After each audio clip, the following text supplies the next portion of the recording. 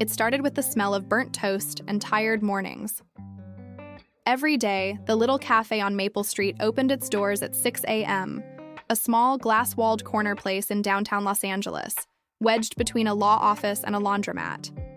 For years, it had been the kind of cafe people passed without noticing. Good coffee, average pastries, nothing special. But lately, even the regulars had stopped coming. The owner, a woman named Claire, used to say the cafe had soul. Yet lately, the soul was missing, lost somewhere between rising rent, inflation, and a dozen other cafes opening nearby. And that's when a quiet Filipino barista named Daniel walked in. He was new to America. He had just arrived from Quezon City 6 months earlier, carrying one suitcase, a student visa, and a small envelope of recipes his mother had written before he left home. He didn't talk much. He worked the early shifts, cleaned the tables, and learned how to make perfect latte art. But he always smiled, especially when he was homesick. The other baristas liked him, but they noticed he often brought his own breakfast. 2 small buns wrapped in foil with slices of ham and egg inside. "What's that?" they'd ask. "Pandesal," he'd answer, smiling. "Just bread from home?" They'd nod, not really caring. But one day, everything changed. It was a slow Tuesday morning. Only 3 customers had come in by 9 a.m. Claire was pacing behind the counter, looking at the empty tables. "We need something new," she sighed. "A special, a reason for people to come back." She glanced at her team. Nobody spoke. Daniel wiped the counter quietly, his mind wandering. Then he looked down at his lunchbox, a small bag of pandesal he'd baked the night before. He hesitated, then said softly, "Maybe we could try something simple." Claire turned. "What do you mean?" He lifted the foil, showing the small golden buns. "This bread. It's soft, a little sweet. In the Philippines, we eat it every morning. Maybe we can make breakfast sandwiches with it. Ham, egg, cheese, bacon." One of the cooks chuckled. "Sweet bread? For sandwiches? That's weird, man." Daniel laughed shyly. "It's not weird. It just makes you feel home." Claire tilted her head. "What's it called again?"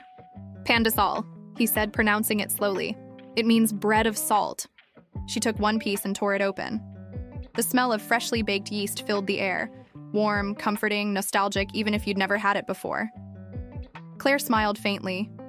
"You bake these?" "Every Sunday," he said. "It reminds me of my mom." She nodded. "Okay, let's try it." That weekend, they tested the idea. Daniel woke up at 3 a.m. to bake 40 pieces of pandesal. He brought them to the cafe in a paper bag still warm from the oven. Together, he and the cook prepared sandwiches. Egg, bacon, a little butter, and cheese melted just right. They placed them on the counter under a handwritten sign, "New Filipino breakfast sandwich made with fresh pandesal." At first, people ignored it. Then one man stopped. He looked at the little round bread and said, "What's this? Looks different."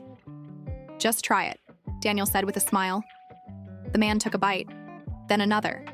His eyes widened. "This is actually amazing." He ordered 2 more. By noon, they were sold out. The next day, people started asking for that Filipino sandwich. A group of nurses who worked nearby came in, laughing. "We saw it on TikTok. Someone posted it yesterday." Claire's eyebrows lifted. "What?" They showed her the video, just a 15-second clip of the first customer eating the pandesal sandwich, smiling and saying, "This is the softest bread I've ever had." The video had 20,000 views overnight. By the weekend, the cafe was packed. And Daniel? He still worked quietly behind the counter, brewing coffee, greeting customers, and watching with disbelief as people lined up for something that once lived only in his kitchen back home. But not everyone was happy. Some of the staff complained. "We're turning into a breakfast place," one said. "This isn't a bakery." Others thought it was just luck. "It'll die down in a week." Claire, however, noticed something different.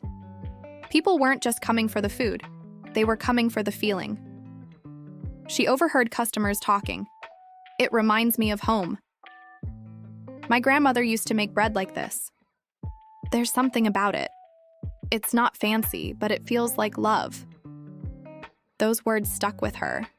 She started asking Daniel about his culture, his childhood, the mornings in the Philippines when people would line up at bakeries just as the sun was rising.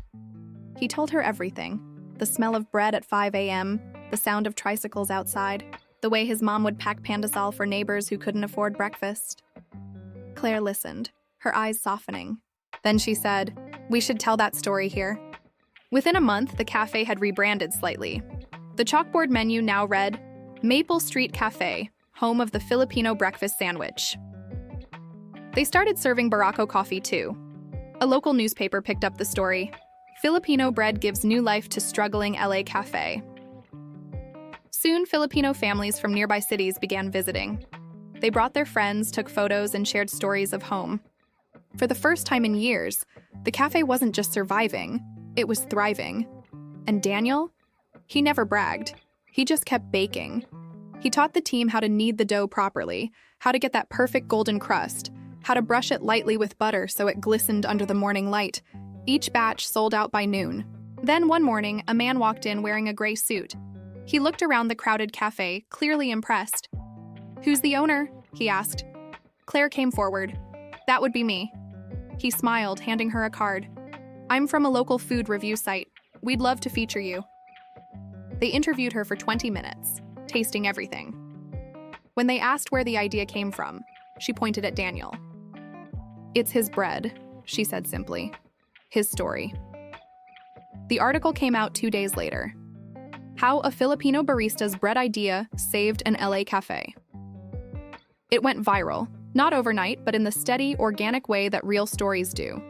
People started calling Daniel the Pandesal guy. He laughed whenever he heard it. "I'm just a barista," he'd say. But Claire corrected him. "No.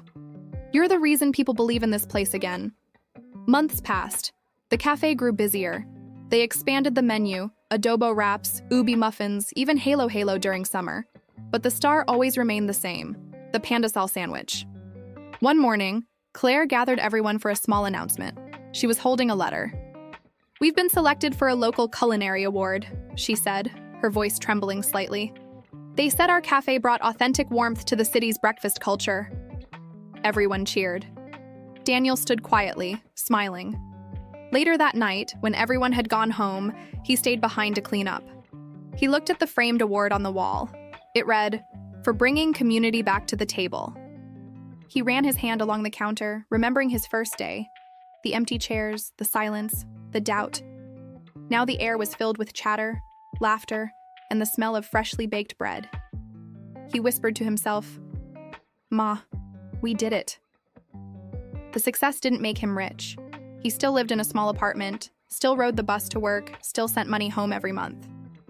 But it gave him something far deeper: dignity, purpose, pride.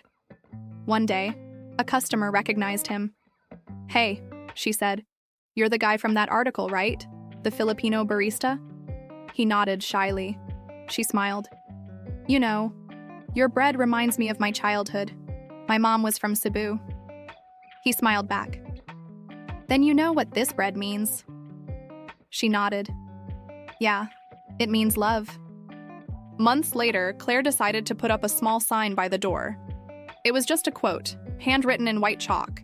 It said, "Not all great ideas are born in boardrooms. Some start in a lunchbox." And underneath it, a little drawing of a round piece of bread, simple, golden, soft. Every morning, customers walked in, read the sign, and smiled. Because they knew this wasn't just a cafe anymore. It was a reminder that small ideas, humble, quiet, and full of heart, can change everything. And that sometimes, the taste of home is exactly what the world has been missing. Soft piano fades out. The sound of laughter and clinking cups fills the air. In the end, Daniel never became famous. He never opened his own restaurant or appeared on television. But every morning at sunrise, he opened the doors of that cafe, greeted every customer with a smile, and filled the air with the same smell his mother once filled their home with. And maybe that was the real success. Because when you bring a piece of your home to others, you don't just make bread, you make belonging.